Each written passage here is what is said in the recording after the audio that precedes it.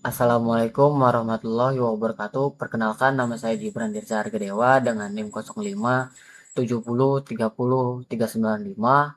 Pada kesempatan kali ini, saya akan menjelaskan tugas 2 dari matkul struktur data tentang program Java, implementasi struktur data stack menggunakan metode LIFO atau last in first out. Last in first out yaitu data yang terakhir kali masuk akan menjadi data pertama yang keluar.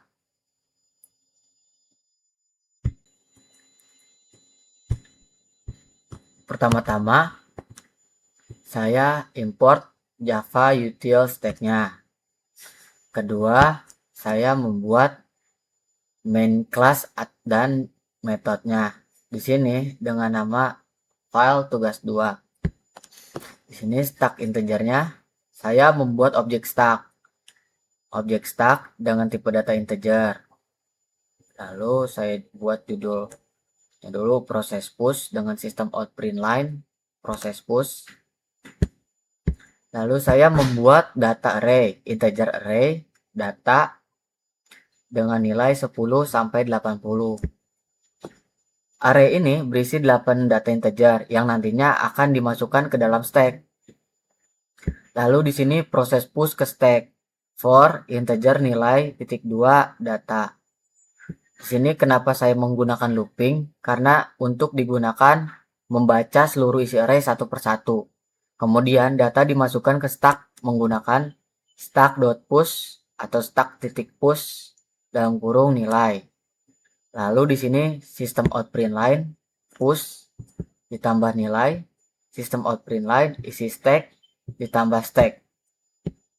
Metode push berfungsi menambahkan data ke bagian paling atas stack. Setelah data masuk, program akan menampilkan data yang di-push dan isi stack yang terbaru.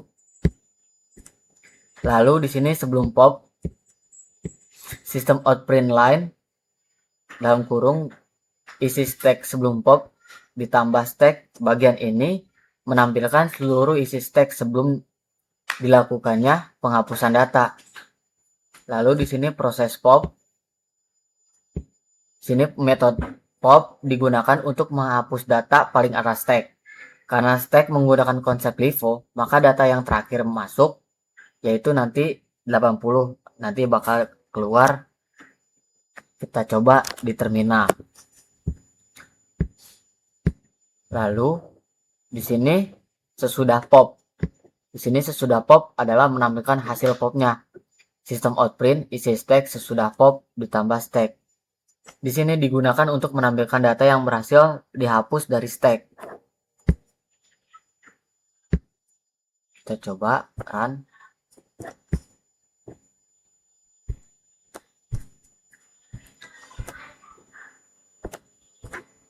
Di sini proses pushnya 10, isi stacknya 10, isi pushnya 20, isi stacknya 10 dan 20, 30, 10, 20, 30, sampai seterusnya 80, 10 sampai 80.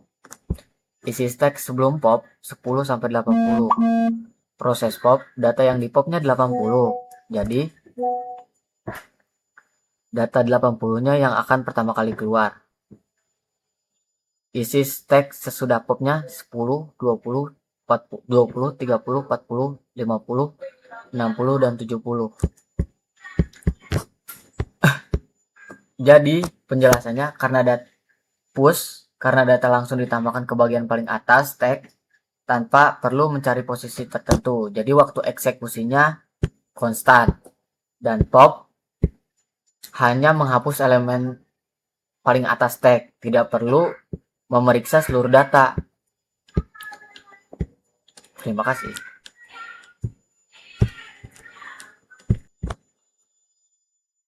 Di sini saya sudah membuat file untuk persoalan nomor 2. Di nomor 2 saya akan mempresentasikan atau menjelaskan program Java tentang implementasi struktur data queue menggunakan metode FIFO atau first in first out. Yang seperti sebelumnya, FIFO itu data yang pertama kali masuk akan menjadi data pertama kali keluar. Di sini saya import dulu Java util link list. Java util queue. Lalu di sini saya memasukkan main class-nya dan juga metodenya. Di sini karena nama filenya tugas queue, saya namain tugas queue. Lalu di sini metodenya. Di sini saya membuat objek queue dengan tipe data integer. Queue sama dengan new linked list. Lalu menampilkan judul proses dari sini, yaitu system out print line process and queue. Lalu di sini saya membuat array data lagi, integer data 10 sampai 80. Masih sama, ini menggunakan looping karena di sini integer menggunakan array. Kenapa saya memakai looping lagi? Karena untuk membaca data satu persatu lagi. Lalu di sini saya masukkan datanya ke queue menggunakan queue.add dalam kurung nilai. System out print line and queue ditambah nilai. System out print ln isi queue ditambah queue. Lalu di sini menampilkan sebelum isi queue sebelum dq. System out print isi queue sebelum dq ditambah queue. Bagian ini digunakan untuk menampilkan seluruh isi queue sebelum dilakukan penghapusan data. Lalu proses dq system out print line, proses dq itu integer hapus sama dengan q titik remove. Di sini saya menggunakan metode remove untuk menghapus data paling depan q. Karena q menggunakan konsep pivot, maka data pertama yang masuk yaitu nanti 10 akan menjadi data pertama yang akan keluar. Nanti kita cek saat sudah selesai. Nanti kita lihat di terminal.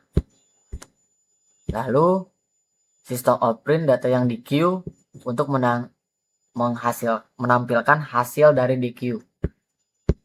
Lalu sesudah dq itu bagian ini digunakan untuk menampilkan isi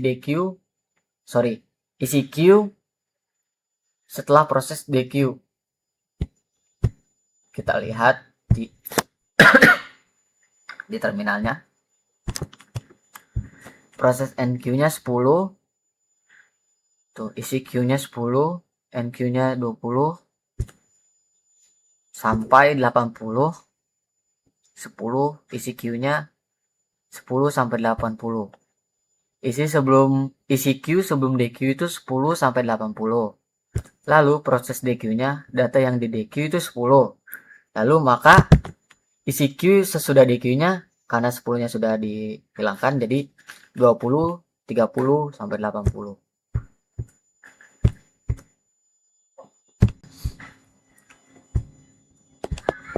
Di nomor 3, saya akan menjelaskan tentang program Java tentang algoritma pengurutan quicksort. Quicksort adalah algoritma sorting yang bekerja dengan metode divide dan conquer, yaitu membagi data menjadi beberapa bagian kecil, kemudian mengurutkannya secara bertahap. Quicksort termasuk algoritma sorting yang cepat dan efisien untuk data dalam jumlah besar. Di sini saya sudah membuat filenya untuk nomor 3. Lalu di sini saya import Java util arrays. Lalu di sini saya membuat main class dan juga metodenya. Classnya bernama quicksort. Lalu di sini static void quicksort integer array data integer low integer high. Lalu di sini ini adalah kondisi rekursif. Kondisi ini memastikan proses sorting terus berjalan selama indeks awal lebih kecil dan dari indeks akhir. Jika tidak, maka prosesnya berhenti. Lalu di sini ada proses pemanggilan partition, yaitu integer pivot sama dengan partition dalam kurung data low dan high. Metode partition digunakan untuk menentukan posisi pivot dan membagi data menjadi dua bagian. Pivot adalah nilai acuan dalam proses pengurutan. Pada program ini, pivot diambil dari data terakhir. Lalu ini rekursi quicksort. Quicksort dalam kurung data low pivot kurang 1, lalu quicksort data pivot ditambah 1, high. Setelah pivot berada di posisi yang benar, bagian kiri pivot diurutkan. Lalu bagian kanan pivot juga diurutkan. Proses ini dilakukan berulang secara rekursif sampai seluruh data terurut. Lalu metode partition, static integer partition, integer data, integer low. Metode ini bertugas membandingkan setiap data dengan pivot. Lalu di sini ada variabel pivot dan indeks. Integer pivot sama dengan data. Dalam kotak high, pivot menyimpan nilai acuan. Lalu i ini digunakan untuk menandai posisi elemen yang lebih kecil dari pivot. Lalu di sini proses perbandingan data. For integer j sama dengan low, j kurang dari high, j ditambah 1. Looping di sini digunakan untuk memeriksa seluruh data. Kemudian dilakukan pengecekan. If jika data j kurang dari pivot, maka jika data lebih kecil dari pivot, nilai indeks i bertambah. Lalu data ditukar menggunakan variabel sementara temp. Lalu di sini menukar posisi pivot. Integer temp sama dengan data i sama dengan data j sama dengan temp.